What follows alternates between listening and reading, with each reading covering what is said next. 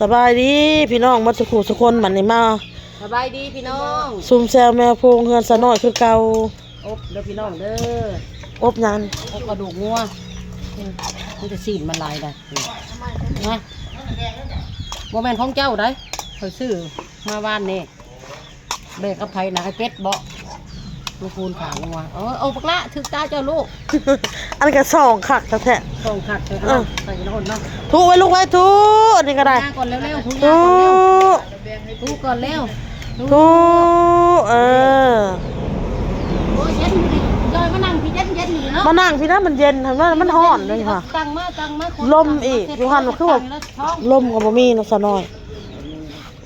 บ่อยู่นี่มันลมนี่อยู่นี่โอ้ยแต่นี่เราอุ่นปุ๊บเนี่ยเขาใส่แต่นี่แล้วอ่ะน้ำไหลเนี่ยเนาะเผื่อมันเปื่อยด้วยจ้ะเผื่อมันแห้งพ่อบ่น้ำอุ่นใส่อีกค่ะวะใส่อีกโลดใส่จนท่วมกระดูกโอ้ทำก็อบปะไว้เลยจนน้ำมันแห้งพวกบัดนี่เบิ่งน้องนะลูกมันบ่เท่ากับบ่ใส่น้ำไหลมันได้บนเรียนมันบ่เท่าได้มากับพอดีพ่อเซาลมเซาจ่อยนั่งกินสมอยู่นี่ก็เลยว่า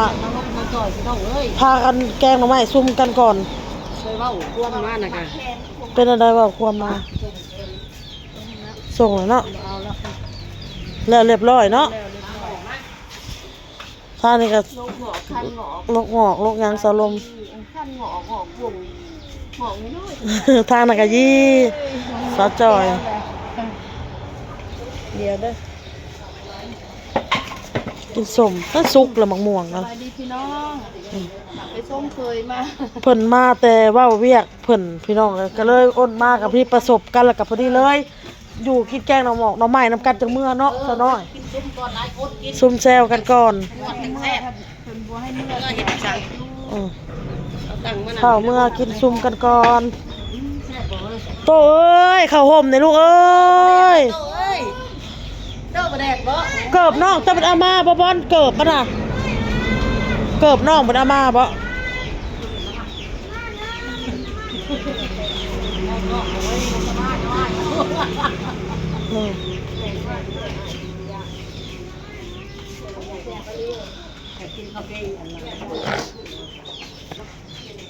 หันโทรศัพท์กับหันแห้ง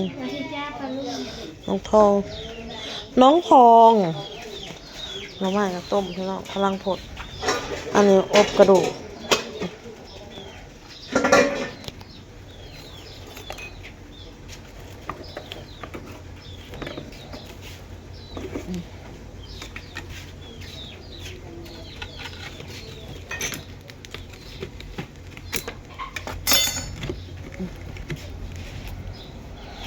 เราคือมาแกงหน่อไม้ด้วยพี่น้องด้วยเลย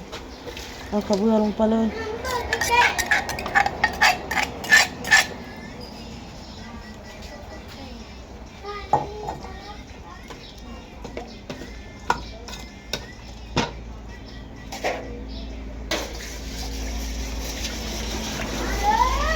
นั่นแหละนะ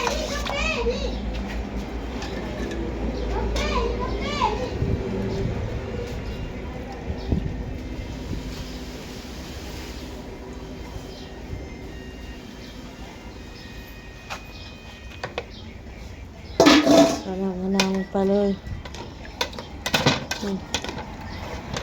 อันนี้หม้ออบด้วยพี่น้องด้วยผมหม้ออบเข้ากัน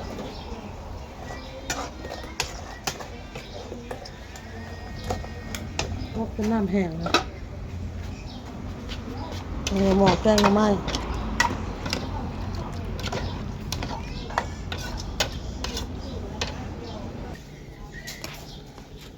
ใส่ผงนัวเลยพี่น้องเลยใส่ผงนัวลงไป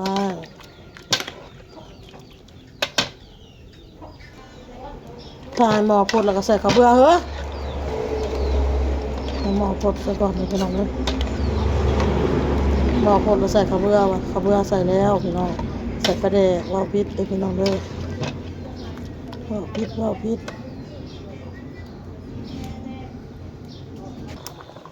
โอ้ยใส่ปลาแดกด้วยพี่น้องด้วยหวานด้วยต้องปลาแดกลงไป อยากกิน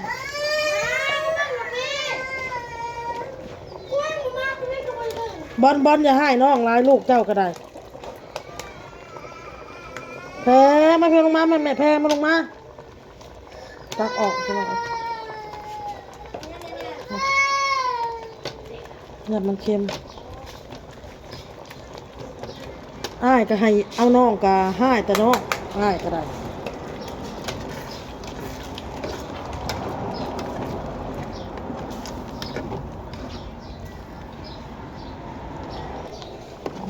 แกงหน่อไม้พี่น้อง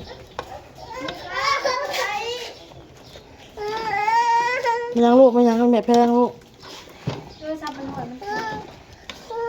มันยังลูกมันยังอบจะน้ำแห้งแล้วได้อบน้ำแห้งเลยพอเลยตื่นน้ำอีกมาอบนี่น้ำแห้งแล้วได้ปรุงได้ใหม่ๆได้บัดนี้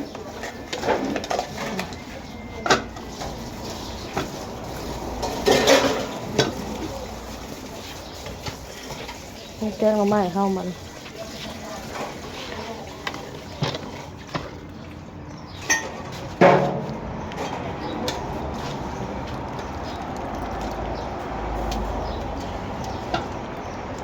ข้างไป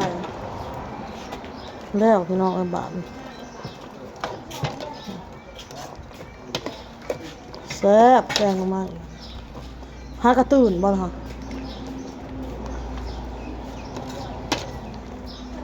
โอเคพี่น้องป้าเห็ดอุ่นรั่วอยู่พี่น้องเลย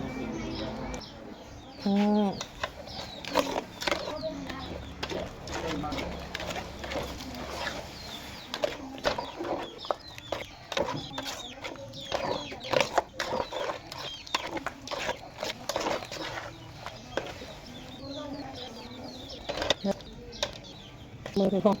ตีมาเลยแซ่บน้องตัวสอนมันหอมน้องมันยึกอยู่เป็นยึกๆหลักจากแล้วเราแตกเลยน้อง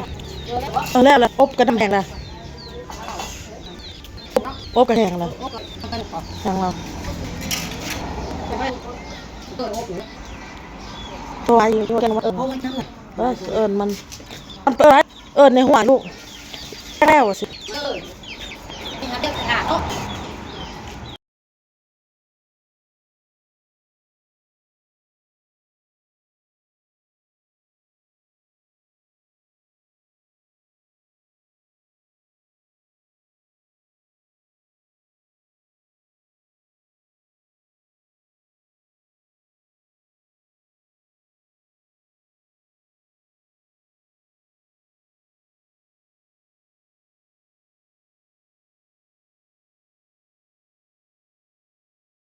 พี่น้องมาเบิ่งแกงหน่อไม้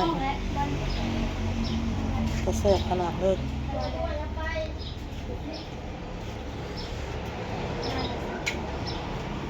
แกงหน่อไม้แล้วเพราะว่าเจ็บท้องบัดนี้ท้องสั่งเป็นสร้างเป็นเจ็บท้องแล้วไปอันนี้จองบวกหน่อยบ่เอาบวกหน่อยไปนั่งกินน้ำกัน